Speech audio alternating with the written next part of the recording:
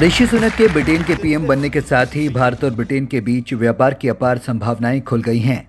सुनक के पीएम बनने के साथ ही लंबे समय से अटका पड़ा भारत ब्रिटेन के बीच फ्री ट्रेड एग्रीमेंट का रास्ता भी खुल गया है।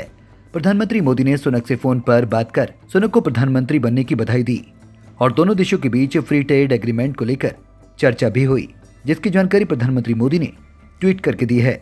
पीएम ने ट्वीट में लिखा, ऋषि सुनक से बात करके काफी अच्छा लगा। उन्हें ब्रिटेन का प्रधानमंत्री बनने पर बधाई। हम दोनों रणनीतिक साझेदारी को मजबूत करने की दिशा में काम करने वाले हैं। उधर प्रधानमंत्री मोदी के ट्वीट पर ब्रिटेन के भावी पीएम ने भी अपनी प्रतिक्रिया दी है। सुनक ने कहा कि प्रधानमंत्री मोदी की शुभकामना के लिए शुक्रिया। ब्रिटेन और भारत कितनी बातें एक दूसरे के साथ साझा करते हैं। मैं ये सोचकर काफी उत्साहित हूँ कि आने वाले महीनों में और सालों में हम दो महान लोकतंत्र आर्थिक क्षेत्र में नई बुलंदियों को छुएंगे। फ्री ट्रेड एग्रीमेंट क्या है? फ्री ट्रेड एग्रीमेंट दो या दो से अधिक देशों के बीच उत्पादों और सेवाओं के आयात और निर्यात में रुकावटों को कम करने के लिए एक समझौता है।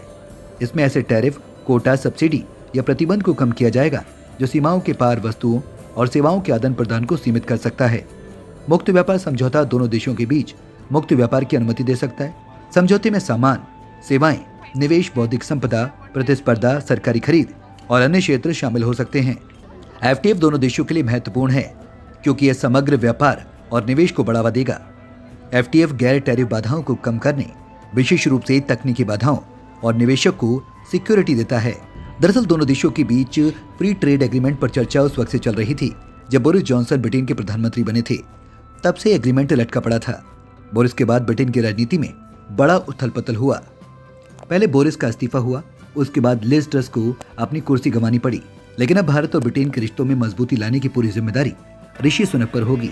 लेकिन ऋषि सुनक के लिए ये राह आसान नहीं है क्योंकि ऋषि न सिर्फ भारतीय मूल के हैं बल्कि हिंदू भी हैं।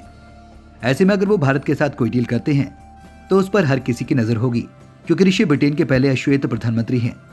ऐसे में ऋषि को अपने देश के लोगों की उम्मीदों पर खरा भी उतरना है क्योंकि श्वेत प्रधानमंत्री भारत से आसानी से डील कर लेते थे लेकिन उन पर कोई आरोप नहीं लगते थे, जबकि ऋषि अगर आसानी से भारत से डील करते हैं तो उन पर आरोप भी खूब लगेंगे।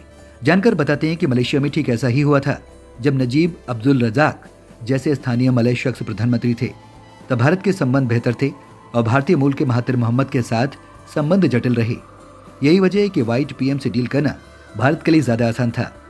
कुल मिलाकर जानकार ये मानते हैं कि भले ही ऋषि सुनक भारतीयों को सीधे तौर पर फायदा न पहुंचा सकी, लेकिन अप्रत्यक्ष तौर पर उनका रुख भारत के प्रति थोड़ा नर्म जरूर रहेगा।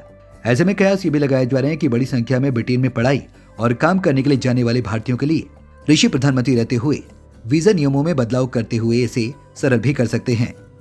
कुल मिलाकर ये कहना गलत नहीं होगा कि भारत के प्रधानमंत्री मोदी के साथ ब्रिटेन के भावी पीएम सुनक की बातचीत से इस बात के पॉजिटिव साइन जरूर मिल रहे हैं कि भारत और ब्रिटेन के संबंध नए आयाम जरूर छू सकते हैं। Bureau report, India now.